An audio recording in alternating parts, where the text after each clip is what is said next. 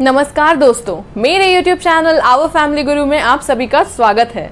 दोस्तों, जैसा कि आप सभी जानते हो, मैं आप लोगों के लिए हमेशा छोटी छोटी और इजी वास्तु टिप्स लेकर आती रहती हूँ।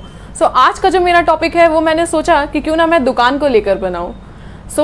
चलते हैं अब दुकान की टॉपिक पे। मैं आप लोगों को दुकान के बारे में ये बताने वाली हूँ कि अगर आप दुकान खरीदने वाले हैं या दुकान खरीदने की सोच चुके हैं या दुकान खरीद चुके हैं और उसे शुरू करने वाले हैं, अगर आप उससे पहले मेरे बताए हुए कुछ टोटके अगर कर लेते हो, डेफिनेटली ऐसा होगा कि ग्राहक जो है वो आपके दुकान में हमेशा बने रहेंगे अगर आप इन उपायों को करोगे तो।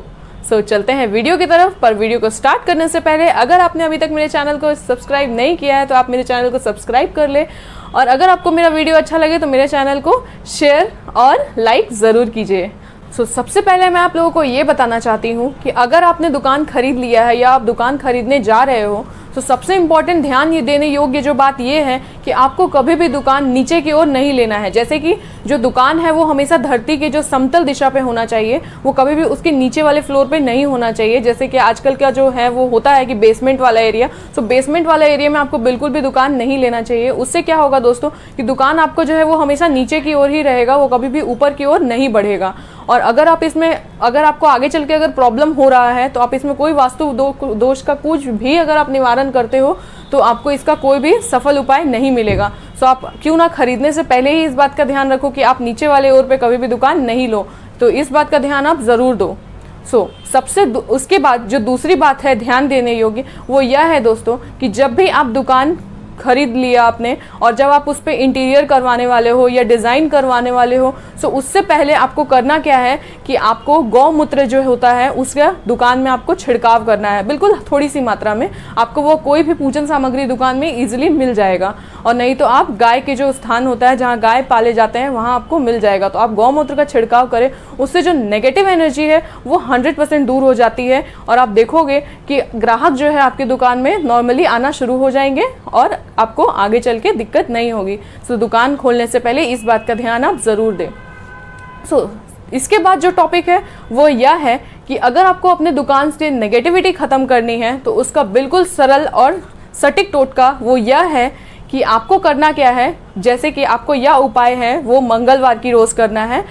जब आपने दुकान खरीद लिया और आप उसे शुरू करने वाले हो तो आपको मंगलवार का रोज करना क्या है कि आपको सिंधा नमक लेकर पूरे दुकान में आपको इसका छिड़काव करना है, बिल्कुल हल्की हल्की मात्रा में, और आपको इसे 24 घंटा के लिए छोड़ देना है। जैसा कि हम सभी जानते हैं दोस्तों, नमक में जो होता है किसी भी चीज़ को कैच करने का पावर होता है। अगर आप नमक के डिब्बों को खुला छोड़ देते हो, जैसे कि मैंने आपको इससे पहले वीडियो के उपाय में बता चुकी हूँ मैं आपको, अगर आप उसे खुला छोड़ देते हो तो वो काफ़ी जो बैक्टीरिया है उसे काफ़ी अपनी ओर खींच लेता है। अगर आप सीधा नमक का छिड़काव अगर दुकान में करते हो तो वो जो आपके दुकान का जो नेगेटिव एनर्जी है उसे वो अपनी ओर खींच लेगा, और उसे आप 24 घंटा के लिए आपको करना क्या है कि उसे छोड़ देना है, और दूसरे दिन बुधवार के दिन आपको उन सभी नमक को समेट कर उसे नदी में प्रवाहित कर देना है। इससे होगा क्या, लॉजिकली अगर देखा जाए तो, कि आपने जो नमक को छिड़काव कर दिया और जो वो नेगेटिव एनर्जी है वो आपका दुकान का वो उस नमक ने अपनी ओर ले लिया और इसे आप नदी में प्रवाहित कर दें। इससे क्या होगा कि आपकी जो दुकान का जो नेगेटिव एनर्जी है वो बिल्कुल अच्छी तरह से चला जाएगा, और आपको दुकान में प्रॉफिट ही प्रॉफिट होगा और ग्राहक आराम से आएंगे आपकी दुकान में। चलते हैं आगे की ओर।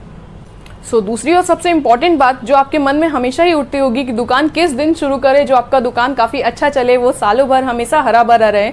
उसके लिए जो है दोस्तों वो सबसे अच्छा और सबसे खूबसूरत दिन होता है वो है जगन्नाथ जी का दिन।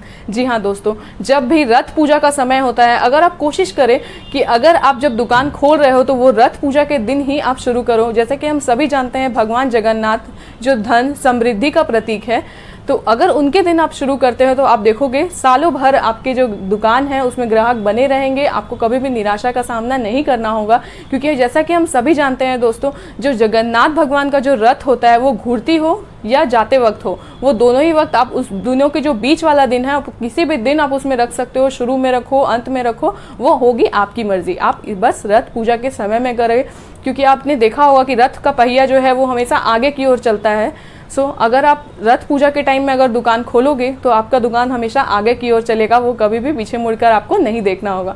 जब भी आप दुकान खोलने की सोच रहे हो तो आप उसे रथ पूजा से शुरू ज़रूर करें, आप देखोगे रिजल्ट काफ़ी इफेक्टिव होगा। और अगर आपने रथ पूजा से ही शुरू किया है अपने दुकान को तो प्लीज़ मुझे कमेंट पे कमेंट करके ज़रूर बताएं, और रिजल्ट भी आप मुझे बता सकते हो। चलते हैं दूसरे टॉप उपाय की तरफ।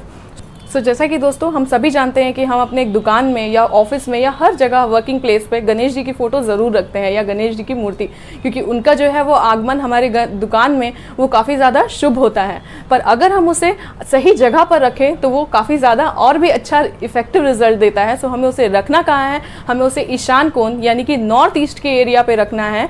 हमें गणेश जी का जो फोटो है और उसका पूजा जो है हमें दोस्तों उसे हमें अपने गद्दी या फिर आप जहाँ भी सीट पर बैठते हो उसे आपको बैठकर एवरी डे आपको 108 बार ओम गण गणपते नमः गणेश जी का जो मंत्र है, इस मंत्र का जाप आपको एवरीडे 108 बार करना है। आप देखोगे ग्राहकों की भीड़ आपकी दुकान में लगी रहेगी।